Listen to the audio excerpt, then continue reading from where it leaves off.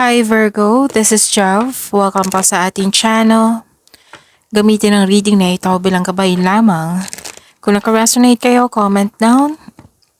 Kung hindi kayo naka-resonate, ibigay niyo po sa iba kasi channel reading po ito. This is for you, Virgo.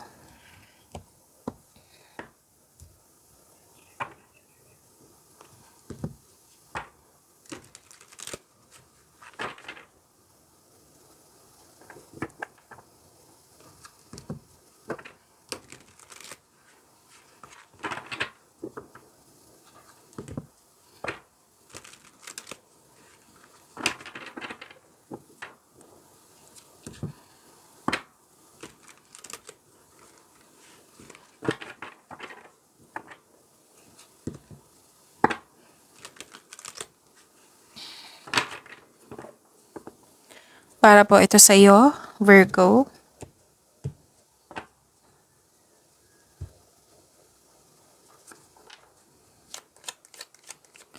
Maraming salamat po sa inyong patuloy na suporta at maraming salamat din po sa mga hindi nag-skip ng ads. Sa mga hindi pa nag-subscribe, subscribe na po kayo at click bell notification para malaman nyo na may bago tayong video. Para sa mga gustong magpa-reading, comment po kayo ng personal reading. Again, comment kayo ng personal reading and check my reply sa comment section.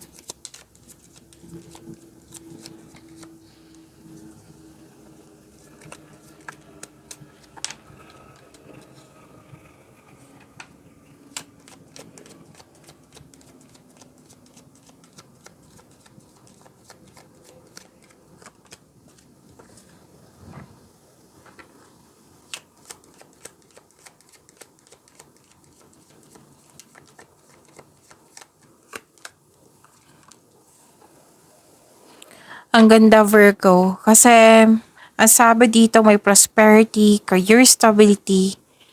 Dalawang card na mismo nagsabi dito na may opportunity, offer, proposal. Na bibigyan mo ito ng agarang aksyon, na bibigyan mo ito ng long-term plans. May nakita ko dito na actually dalawang card na nagsabi dito na bibigyan mo talaga ng aksyon, yung matagal mo ng plano or desisyon. May travel, pwedeng nakaschedule na yung travel. Or di kaya may ganap na lakad ngayon.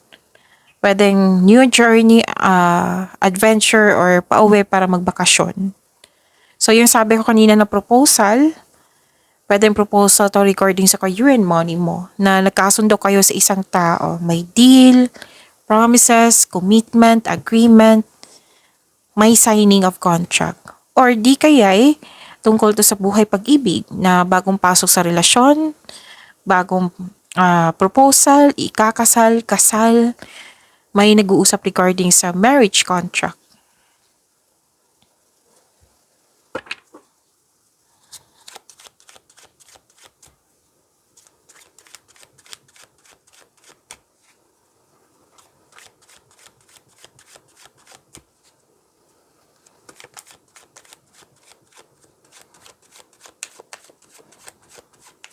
Energy pa para kay Virgo.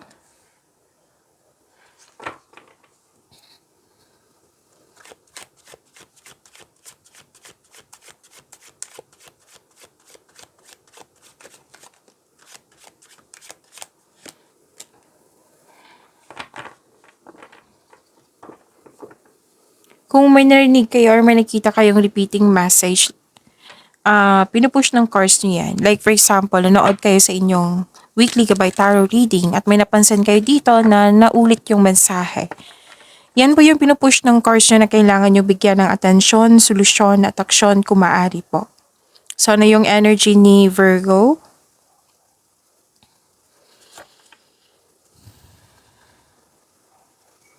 Okay, mag-ingat kayo ha kasi may deception ako nakikita dito. Paninin lang po. Pwede din gumagawa ka ng strategy or may pagtitiis na naganap.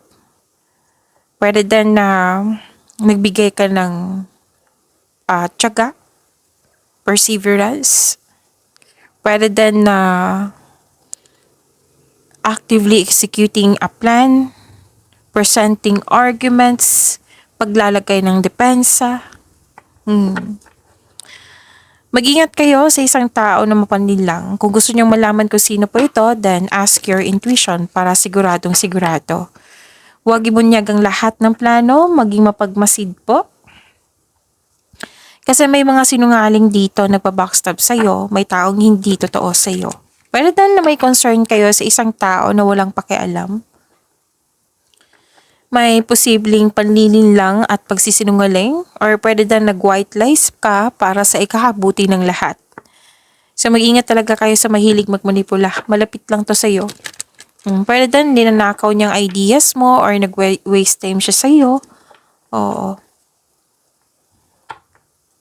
Iwasan niyo din na magkaroon ng self-deception about the truth. Okay?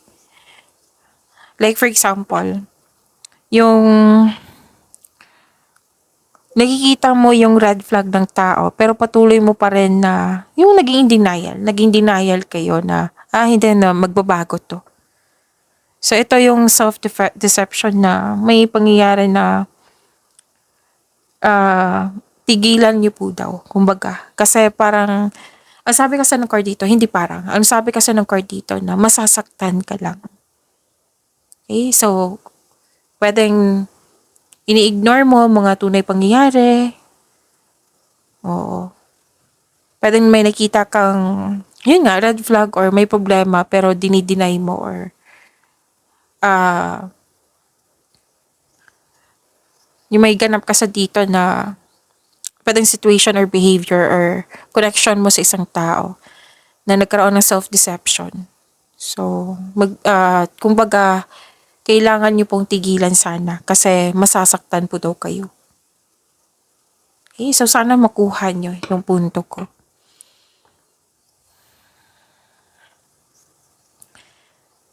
Kahit may mapanlinlang na tao, it might be may tuto sa inyo, nasunod yung gusto mo.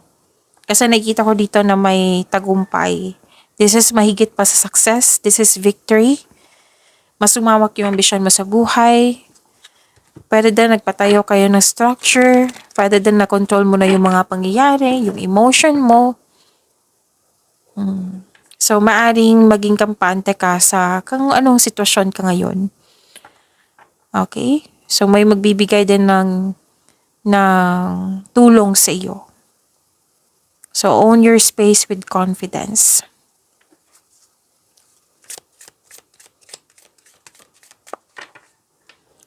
So, this is Stardust. You are made of the magic of the cosmos. So, this is awakening and potential. This perspective can inspire people to embrace your potential. Okay? See the world with wonder and believe in the power of love and positive change.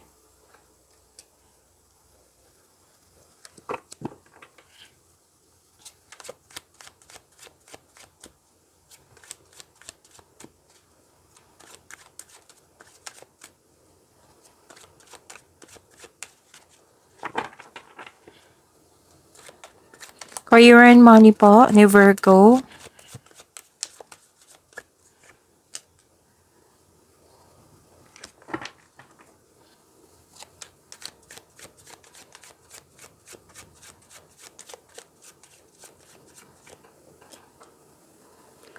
Okay, ang ganda nito, Virgo.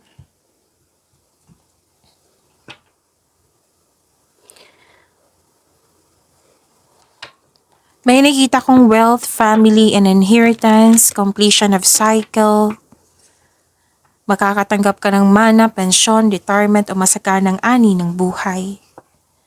Nag-spend time ka rin sa family mo, nag-save ka para sa iyong sarili, sa family, or may specific person kang tutulungan. Okay? Kaya nagsisave kayo ng money. Kaya naging masipag kayo sa araw-araw. May plano kayo ng pamilya mo na magbuo ng family business. At very supportive yung family mo sa iyong plano sa buhay, sa inyong career and money. Even to your negosyo. Oo. So, ang ilan sa inyo may alok na business partnership with close friends. May posibilidad din na bibili ka ng property. So, humingi kayo ng payo sa mga taong nirerespeto mo na mas matanda pa sa'yo or wiser. So, this is good kasi this is wealth, family inheritance. Claim niyo po, Virgo.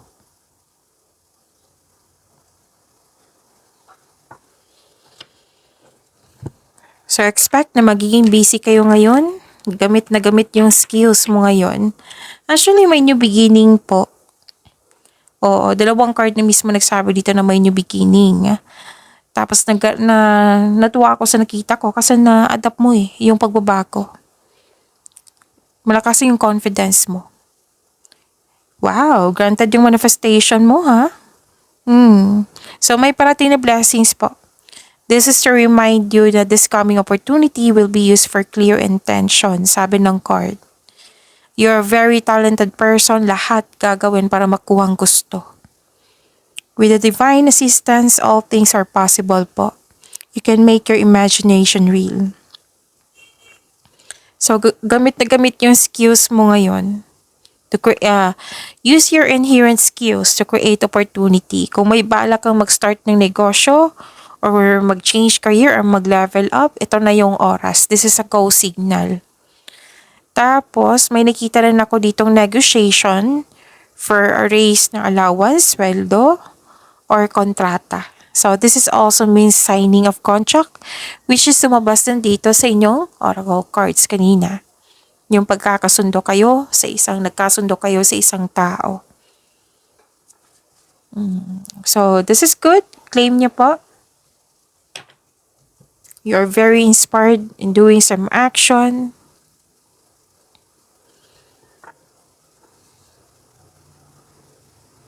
Okay, so may sabi dito ha na may magbigay ng tulong or may magbigay ng suporta sa iyo. So may makukompleto kayo ngayon, may accomplish, okay? Akong nakikita dito. So this is good. Ang ganda.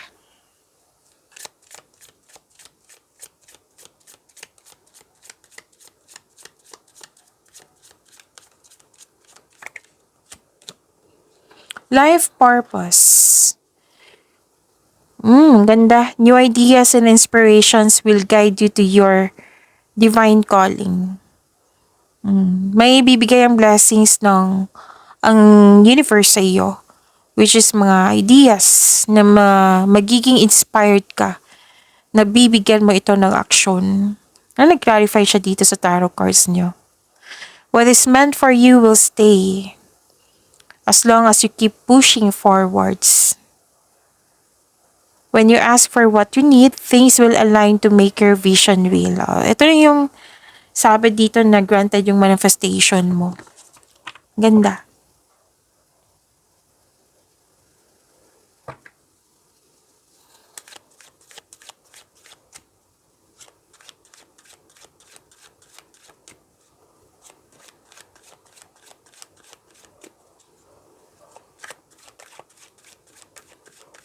Love life, self-love, partnership, and romancy, Virgo.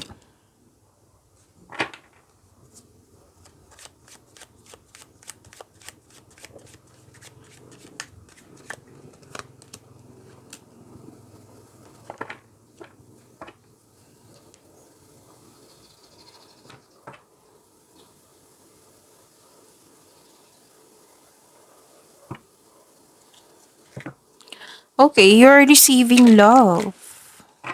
This is about your love life, ha? Self-love, partnership, and romance. You're receiving love. Nagkaroon ng growth and expansion. This is about beauty, may happiness.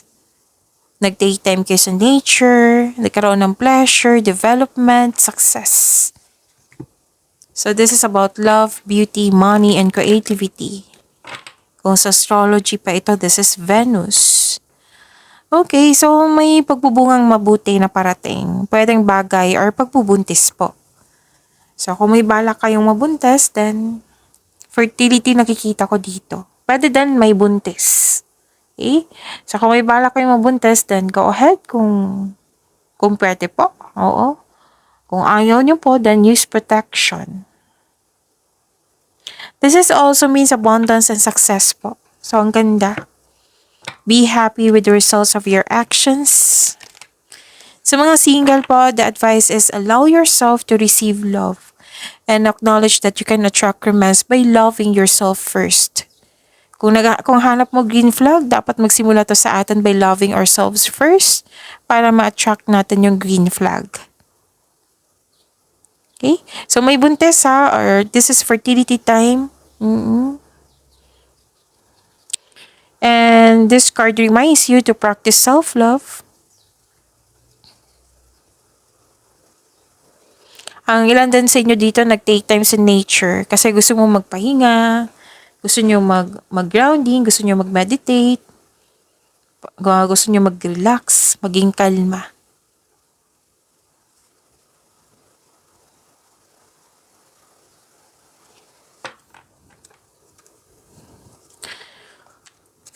Choices, future plan. Ang ilan sa inyo kakapasok lang ng relasyon, which is na-clarify siya dito sa inyong oracle cards. Ang ilan sa inyo nagpaplanong mag-travel for a romantic trip. May ambisyon o idea ang gustong gawin? This card asks you na magawa ng plano para sa hinaharap. Tapos, iwasan nyo lang mainip.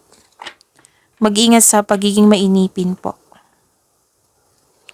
Nakikita ko naman dito na very supportive yung partner mo.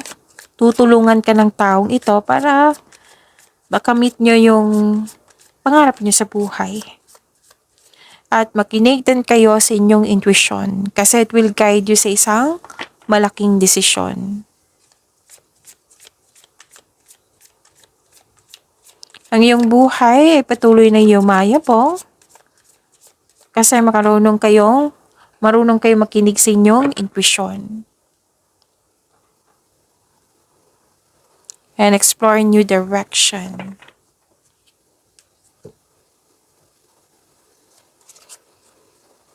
Para sa mga single, huwag mag-alinlangan na mag-invest sa bagong relasyon. Oo, may nakita ko ditong nagparamdam sa iyo or manliligaw. Para sa mga relasyon sa buhay mag-asawa, magkakaroon kayo ng masinsinang pag-uusap. And this card asks you to improve your communication also.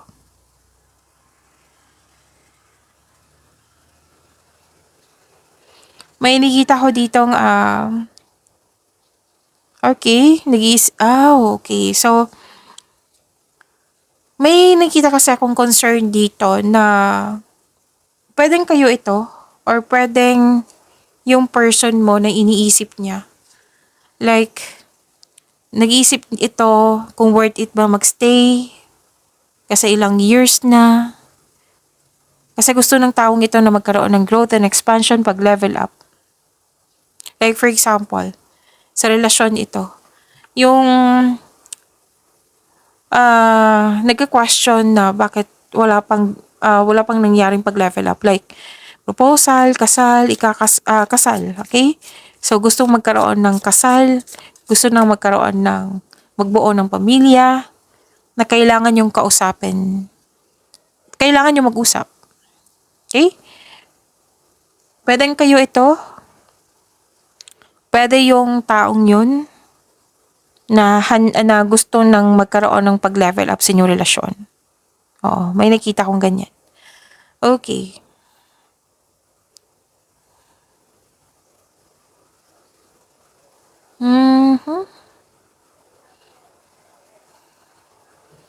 May nakita rin ako ditong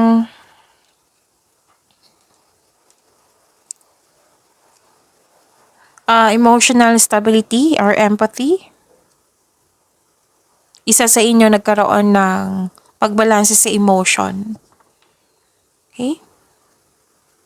Okay, dalawang card kasi na, pay attention ha, pay attention po, Virgo, kasi may question talaga dito. May question po yung tao na pwedeng kayo ito or siya, na ano ba to si Virgo? May malasakit ba to sa relasyon namin?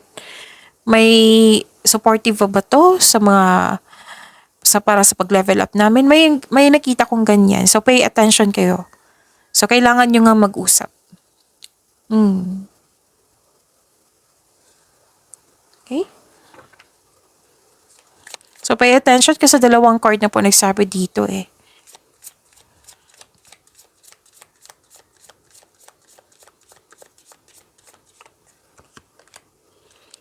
Voids. Avoid rushing to fill voids with love. Seek inner fulfillment first. Okay. Para sa mga single,